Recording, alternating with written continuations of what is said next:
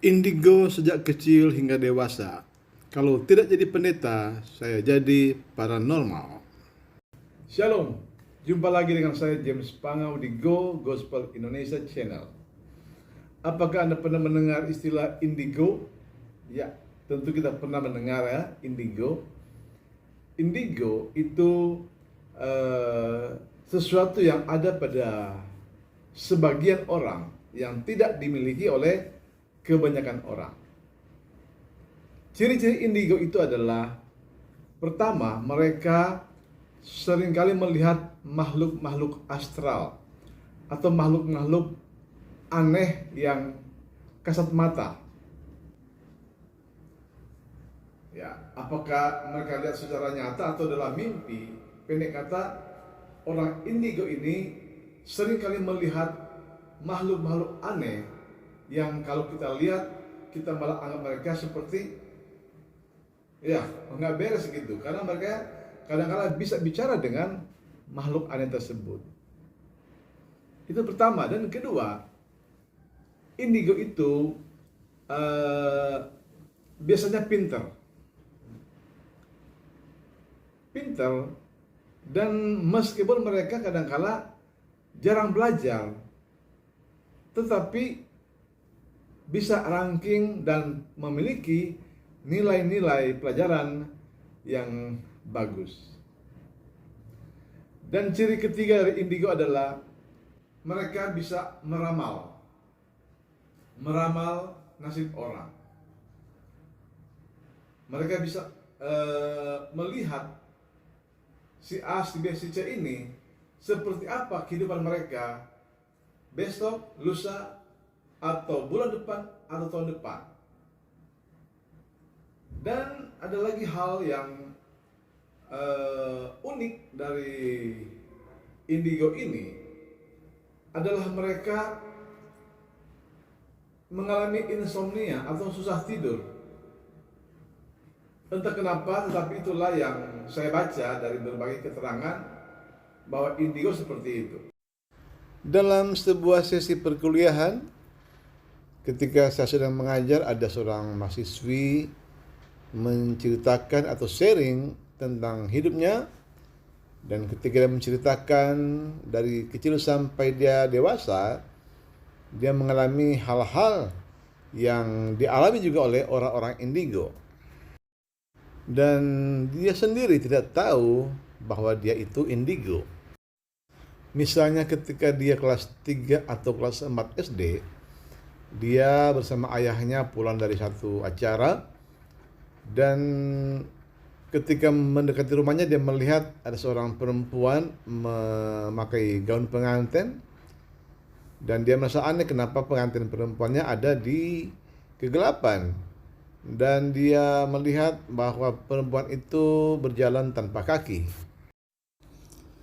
Ya, baik dia ada di jalan siang ataupun malam, ataupun dia sedang tidur, dia bisa melihat makhluk-makhluk astral seperti itu. Dan itu terjadi setiap hari atau setiap malam selama bertahun-tahun. Ya, jadi sejak apa tuh? Sejak menikah masih dapat? Masih, bahkan ada yang ikutin saya. Ada yang ikutin saya pas udah pindah kontrakan, saya pikir Stanley di samping saya. Saya bilang begini, dalam hatiku, di samping persis. Mau sudah jam 6 mau makan kan. Bahkan lain lagi yang mau tidur malam tuh suka ketindisan, lain lagi yang kisah nyata yang hari-harinya. Sampai saya bilang, lah Stanley perasaannya ada di kamar deh. Kenapa dia ngikutin saya di samping? Stanley perasaannya nggak terlalu tinggi keker begini. Kenapa tingginya banget? Rambutnya gondrong. Terus saya kerjain, biarin aja diikutin saya. Saya bawa piring, saya nyentong nasi, baru saya kerjain begini. Saya bilang, papi, pas saya nengok begini cepet dia lari ke toilet, hilang. Saya kejar ke toilet. Kalau pokoknya yang gitu-gitu mah dulu bagi saya itu Saya ketawain kalau mereka takut setan, bagi saya udah biasa gitu. Sudah jadi temannya kali ya. Iya, seperti itu. Bahkan kuntilanak semua saya sering lihat waktu dari kecil. Cuman ya itu dari ketinggian. Nah, secara penelitian, kecapean segala macam, tapi saya ini berhari-hari dan bertahun-tahun. Iya, nah, dunia roh ya. Nah, penelitiannya kan orang susah mau teliti yang begini. Karena orang akademik itu selalu dilogika apa aja tuh dilogikakan gitu kan. Masalah Ibu Matilda tuh kan kita mau bilang Penelitiannya maksud akal gimana? Ini kan dunia apa tuh tapi namanya? saya alami. Dunia roh ya. Hmm. Ya kalau indigo kan sebenarnya begitu. Itu orang pinter jenius, Nanti tapi sekarang kadang-kadang saya indigo. ngerti bahwa itu indigo. Nanti sekarang dulu kan nggak pernah muncul tuh istilah itu Iya. pada waktu itu. Jadi kayak ini, misalnya si Agnes, saya tahu kamu punya masalah misalkan, so, kamu lagi nggak ada duit ya? Oh, tahu. Isi gitu ya. Kalau itu kan masalah umum ya, semua juga nggak ada duit. Yang nggak ada duit juga bilang nggak ada duit. Gitu. Bansos.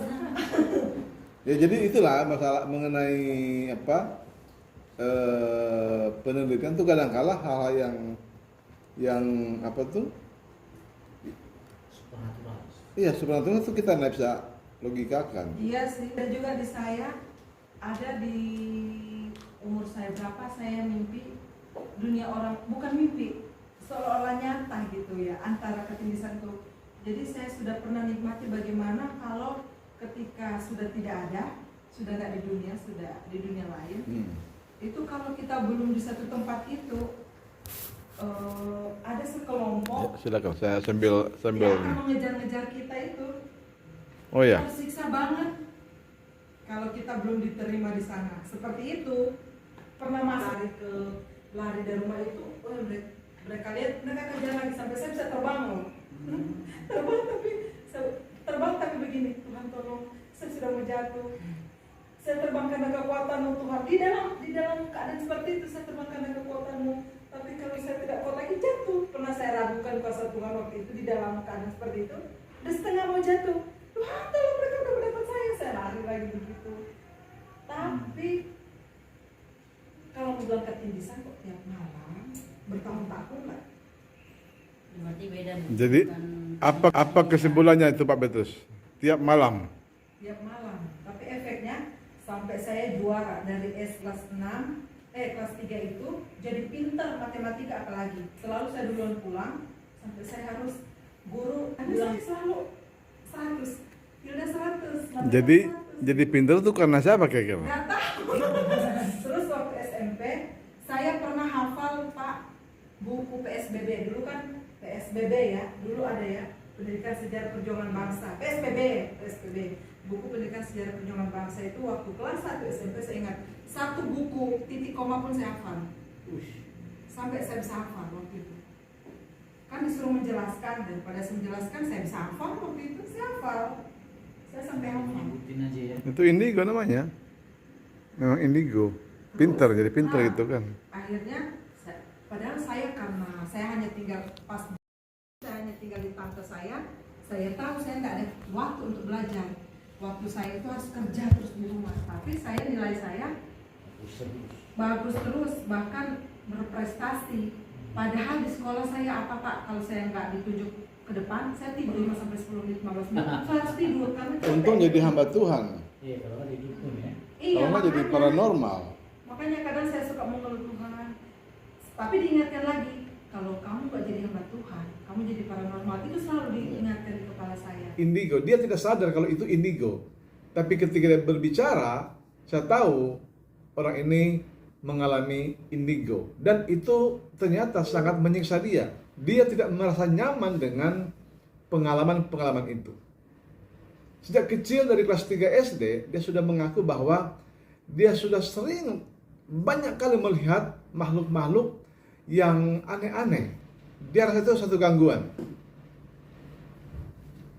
satu gangguan bagi dia, dan dia ingin melepaskan diri. Bagaimana caranya? Dan caranya adalah dia berpuasa. Minta supaya Tuhan melepaskan dia dari ikatan indigo ini, karena dia tahu itu tidak benar. Dia tahu itu tidak benar, dan itu bertentangan dengan firman Tuhan. Kalau dia kembangkan itu, dia katakan saya bisa jadi paranormal, tapi dia tidak kembangkan, dia malah menolak. Dia ingin supaya dia dilepaskan dari ikatan indigo ini. Dalam Imamat 19 ayat 31 dikatakan, janganlah kamu berpaling kepada arwah atau kepada roh-roh peramal.